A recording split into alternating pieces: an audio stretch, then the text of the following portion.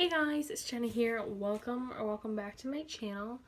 So today, Faith, come here. Where is she? Faithy says hi. Say hi. What a happy cat.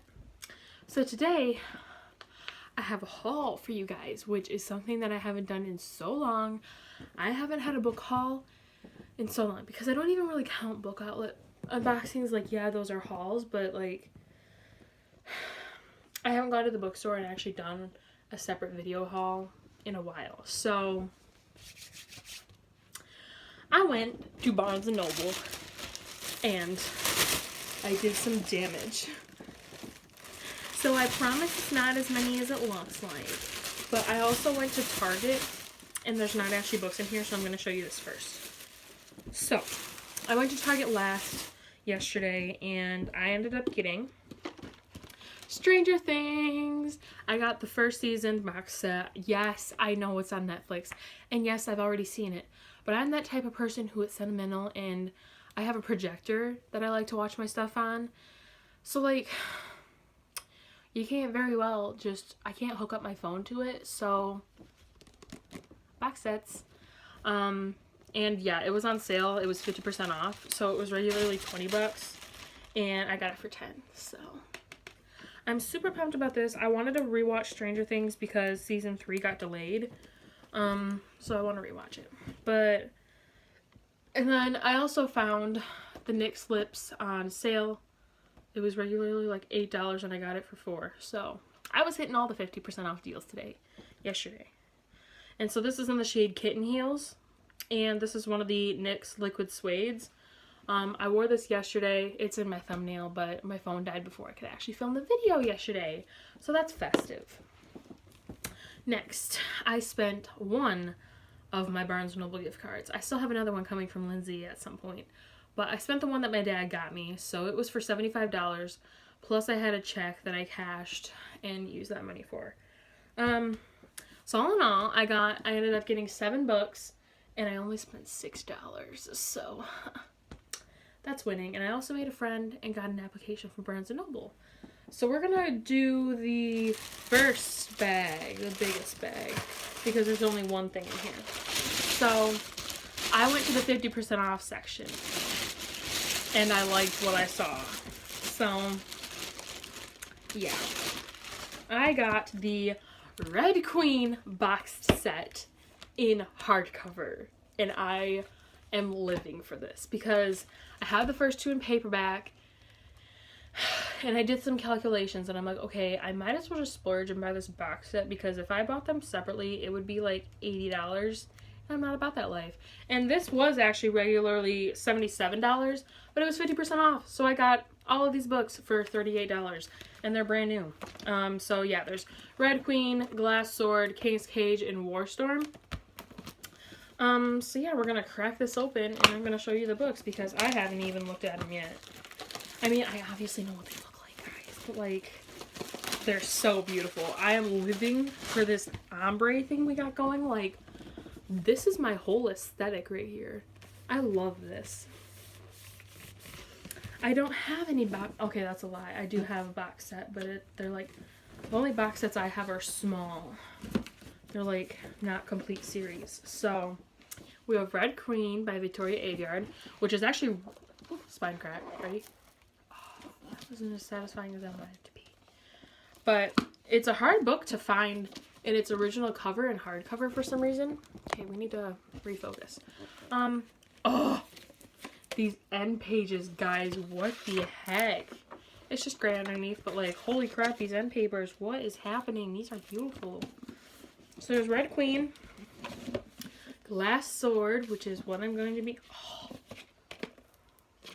I'm dying with these end papers. Oof. And then you got King's Cage. Oof, I love this like slate, dull, muted. Oh. These end papers are literally beautiful. I can't even. Oof. And then we got Warstorm, which is thick boy. I love this like pewter color. Okay, I see you. These are beautiful. How big is this book? This is gigantic. This is like 700 pages, 650 pages. Holy cow. So yeah, I'm super stoked to have this. The question that I'm still asking myself is where the heck I'm going to put this. My shelves are full.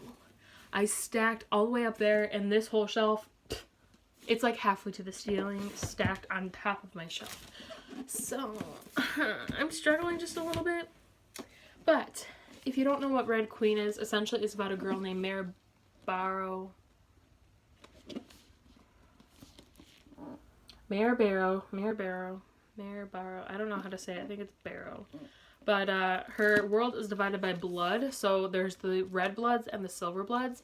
The red bloods are like, they're just peasants. They're like the lower class. If you have red blood, you're essentially the working class and you're commonly poor. And if you're silver blood, you're royalty. You're like rich, royal, you have powers. So Mare, our friend Mare here, is a red blood, but she has powers. So the royals are like, what the heck? And so she gets swept, what is it? Her blood is red, and she is drawn further into the silver world, and she risks her new position to aid the Scarlet Guard, which is the leaders of the Red Rebellion. And I really liked the first book, and I plan to read Glass Sword this month, actually. Next week, to be honest with you. That's what my reading schedule says. So this is the first thing I bought, and I'm so happy I did. I almost put this back, but I'm really glad I didn't now because I'm really happy with this. But it's just got Red Queen, Warstorm. So next we had some singles, and I'm really pumped about literally all the books in here. So the first one we're going to show you is Fangirl by Rainbow Rowell. So this is the beautiful, like, new exclusive paperback. It's turquoise, and it has turquoise sprayed edges. What even? This is so cute. I actually don't even know what this is about. I know it, like, ties in with Carry On, but, like, I don't know what this book is about. I picked this up because Danielle was like, oh my god, I just picked up Carry On and Fangirl on a whim, and I totally love them, and I don't know why you and I waited so long to read them. You should really pick it up. So I'm like, you know, I haven't read a Rainbow Rowell book yet. So I picked up Eleanor and Park, loved it. So I'm like, okay. I told her, I'm like, I'm going to read Eleanor and Park first, and then I'm going to buy Fangirl. And so I did. So, pretty sure this is literally just, like, a girl who is, like, obsessed with a fictional character. Yeah, so I don't understand. But, like, basically, there's fan art in here. Oh! What? Faith is being so destructive, but it's fine. But I'm really excited to read this. I don't know when I'm going to get to it. This kind of feels like a March read. A March or an April read. But we'll see. We'll see. Next, we have The Gilded Wolves by Roshani Chokshi. So, this book was on my radar just because of how pretty the cover was and because I love Roshani Chokshi. I haven't even read any of her books yet, so, like, I don't know how I can say that. I own The Star Touched Queen, Arusha, and now I own The Gilded Wolves. There's still a couple that I need, like, Crown of Wishes, and then the short stories. But I haven't read any of her books yet, but I've commented on some of her stuff on Instagram, and she's replied to me, and yada, yada, yada. I just think she's a really beautiful person inside and out. And I wasn't going to pick up this book. Like, I thought the cover was pretty, but I wasn't going to pick it up because the synopsis wasn't something that intrigued me. It just sounded kind of too political for me. But I saw Abigail Haley reading this book, and she's really critical. Like, she's a really critical reader. And so usually when she says something's good, I really trust her opinion because I know she's really picky with her books, and she's not just going to say something. It's like her review is her own. Her opinions are her own.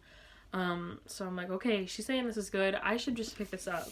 And yeah, so this is kind of giving me Six of Crow vibes. I haven't started Six of Crows yet. It's in my bag right now. But this is set in 1889, and the city is on the cusp of industry and power in the Exposition Universelle. I think this is set, yeah, this is set in Paris. Has breathed new life into the streets and dredged up ancient secrets. Here, no one keeps tabs on dark truths better than a treasure hunter and wealthy hotelier, Severin Montagnet Alari, when the elite, ever-powerful Order of Babel courses him to help them on a mission. Severin is offered a treasure that he never imagined, which is his true inheritance. Thank you for that, Faith. To hunt down the ancient artifact the Order seeks, Severin calls upon a band of unlikely experts, an engineer with a debt to pay, a historian banished from his home, a dancer with a sinister past, and a brother in arms, if not blood. Together they will join Severin as he explores the dark, glittering heart of Paris. What they find might change the course of history, but only if they can stay alive.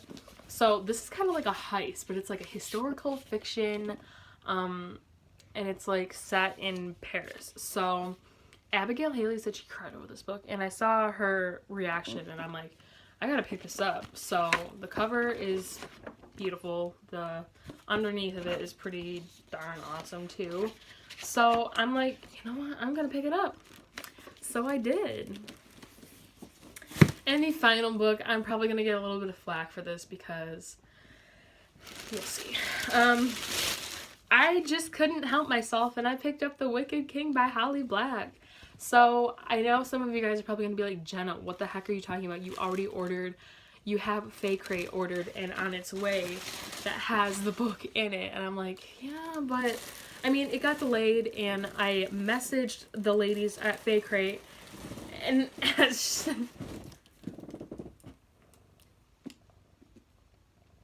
you stop?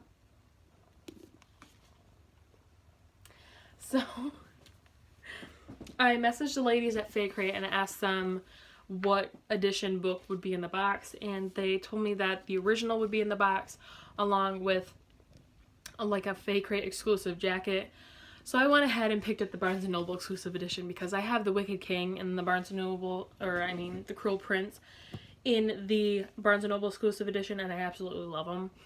So it was so beautiful. I just love this black aesthetic.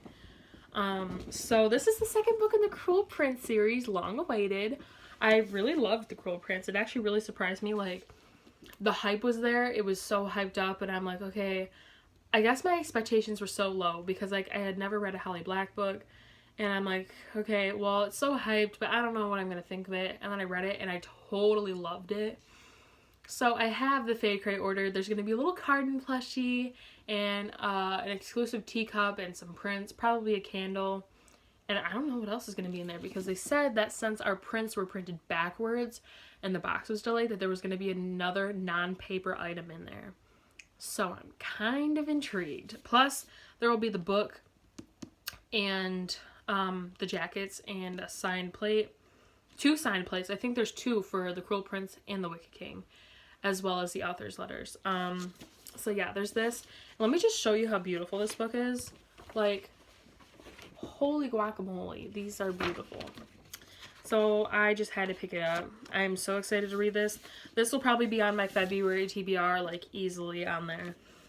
But yeah, it doesn't seem much when I actually just lay it all out. But in Barnes & Noble, I was like unloading my cart, and everyone was like, does this girl like actually have money for this? But yay, this is what I got from Barnes & Noble, and I'm super pleased to have these all. There were other books that I wanted there, but I just kind of picked up what I knew I wanted first. And I've been wanting the Red Queen series for quite some time. I still want to get like the collector's editions. The Red Queen one is all red, like the whole thing is red, and then Glass Sword is all silver. And so I definitely want to invest in those. Fun fact, after I spent all my money at Barnes & Noble, we went to Target, and the Throne of Glass Collector's Edition was there, and I literally wanted to rip my heart out. I'm like, why did I do that? Why did I do that to myself? And it was $28, so like I actually didn't have any money for it. I only had like $14, enough to get the Stranger Things and the lipstick. But so yeah, that was my Barnes & Noble haul. This is technically one of my Christmas hauls, but not at the same time. It is my Christmas haul because I got that for Christmas. Like, that was my Christmas money. I still do. This is part 1 though, because I have another gift card that I'm going to spend. So this is part 1 of my Barnes & Noble Christmas haul. I know it was a little bit late. We're like in week 2 of January, but better late than never. So thank you guys for watching. I hope you enjoyed, and I will see you next time.